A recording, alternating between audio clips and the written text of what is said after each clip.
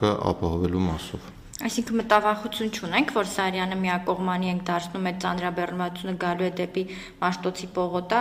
այդ հատվածում խնդիրներ կունենանք։ Ինչպես նշեցիք, այդ անընդհատությունը հնարավոր կլինի ապահովել։ Դե հենց է դրանով պայմանավորված նշված փոփոխությունները կատարել ենք Մաշտոցի պողոտայում, որպեսզի ուղիղ երթևեկություն անընդհատությունը ապահովվի։ Միաժամանակ հայտարարություն արդեն իսկ տարածվեց 1-2 փոփոխությունների մասին, մասնավորապես կայանման արգելքների մասին Մաշտոցի պողոտայի Փակ շուկայի հատվածում, Ամիրյան փողոցում դեպի Մաշտոցի Սարյանից դեպի Մաշտոցի պողոտա վերջի հատվածում կայանման արգելք կիրառելու մասին։ Սրանք այս փոփոխությունները հենց պայմանավորված են նրանով, որ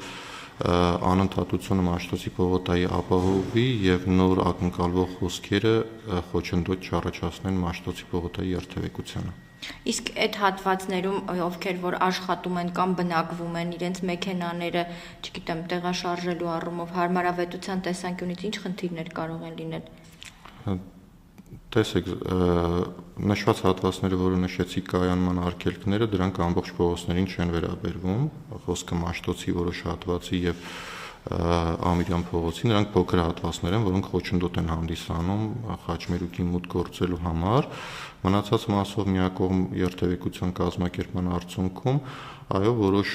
ուղևորություններ պլանավորելու համար քաղաքացիները մի փոքր ավել են վարելու մեքենան, բայց մեր հաշվարկներով սա բերելու է ոչ թե ժամանակի ավելացմանը, այլ այդ մի փոքր ավել վարելը ինքնին ժամանակի վրա ուղևորության չպետք է անդրադառնա, քանի որ մենք փոփոխության արդյունքում պլանավորում ենք ավելացնել միջին երթևեկության միջին արագությունը, որը ընդհանուր ուղևորության մեջ ավելի բարենպաստ արդյունք կդրսևորի։ Ինչպես նշեցիք, փոփոխություն